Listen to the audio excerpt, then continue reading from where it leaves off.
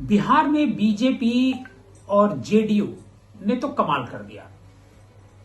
और आप जानते हैं कि बिहार में जेडीयू और बीजेपी यही कमाल 2010 में भी कर चुकी है। 2010 का इतिहास इस बार दोहराया जा रहा है। जिस तरीके से 206 सीटें 2010 में बीजेपी और जेडीयू ने मिलकर के जीती थी, वही इतिहास एक बार फिर 2025 में भारतीय जनता पार्टी और जेडीयू दोहराने जा रहे हैं। ठीक 15 साल बाद बीजेपी और जेडीयू का जो डेटा है वो 206 से ऊपर का है। अभी तक के जो रुझान है उसके मुताबिक बीजेपी और जेडीयू 206 सीटों से मिलकर के ज्यादा जीत रही हैं। आपको बताएं कि आखिर 2010 में क्या हुआ था। आज की बात तो क्या करना, आज तो बीजेपी और जेडीयू का दिन ही है। बीजेपी और जेडीयू और उसका जो गठबंधन है एनडीए, वो 243 सीटों पर चुनाव लड़ रहा था और इस बार 206 से ज्यादा पर आगे चल रहा था। हम बात आज बीजेपी ज्यादा है, नीतीश कुमार थोड़े कम है। बीजेपी 95 प्लस सीट पर चुनाव जीत रही है। जो नीतीश कुमार हैं वो 85 प्लस सीट पर चुनाव जीत रहे हैं। बुरा हाल तेजस्वी यादव का है। तेजस्वी यादव 75 का डेटा पिछली बार लेकर के आए थे, लेकिन इस बार वो 24-25 पर सिमट के रह जा रहे हैं। कांग्रेस तो 2 सीट के लिए कड़ी फाइट कर रही है। आप सोचिए कि बिहार में एमआईएम 6 सीट पर आगे चल रही है और कांग्रेस महज 2 सीट, जबकि बिहार में कांग्रेस के 3 एमपी हैं और उसी इलाके में जहां पर एमआईएम सीटें लगातार जीतती जा रही हैं। आपको हम बताते हैं कि आखिर 2010 में क्या हुआ था और 2025 का आपके सामने है। दरअसल 2010 वो दौर था जब लालू यादव खुद सक्रिय हुआ करते थे। तेजस्वी यादव उसमें बच्चे थे।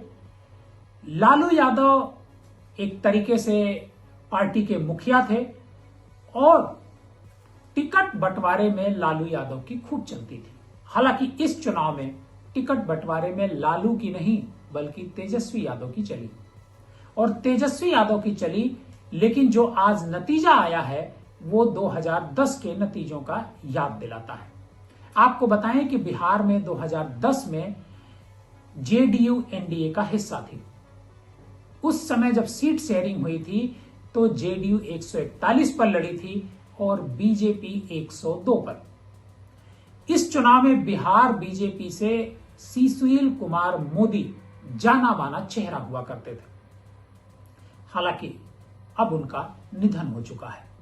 लालू प्रसाद यादव की जो आरजेडी थी उसने 168 सीट पर चुनाव लड़ी थी और रामविलास पासवान की एलजेपी 75 सीट पर।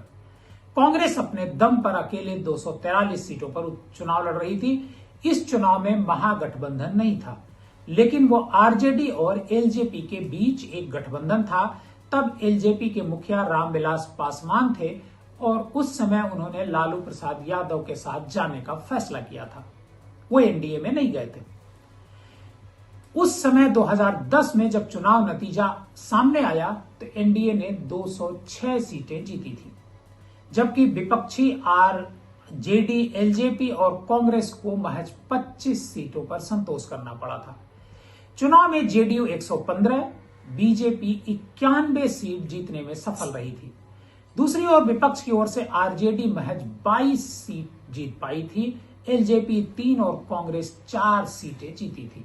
तो क्या 2025 में 2010 का वो जो डेटा था वो दोहराया जा रहा है? क्या आरजेडी 22 से 24 सीट ही महज जीत पाएगी? आपको बताएं कि 2005 की तुलना में जेडीयू को उस समय 27 सीटों का फायदा हुआ था। 2010 में 27 सीटों का फायदा हुआ था।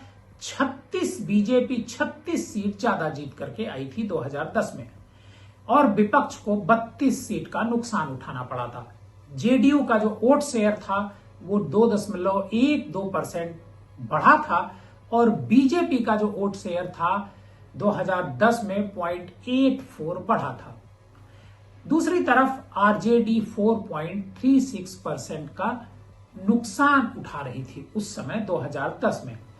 2025 की अगर हम बात करते हैं तो जेडीयू और बीजेपी, एलजेपी, सबका, जितने भी एनडीए के दल हैं, सबका प्रदर्शन बहुत ही अच्छा है।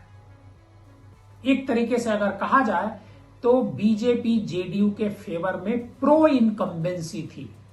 लोग ये कह रहे थे कि 20 साल की सरकार चली है और 20 साल की सरकार के बाद एंटी इनकम्बेंसी आती है, लेकिन नतीजे ये बता रहे हैं कि बीजेपी और जेडीयू की सरकार के प्रति प्रो इनकम्बेंसी थी।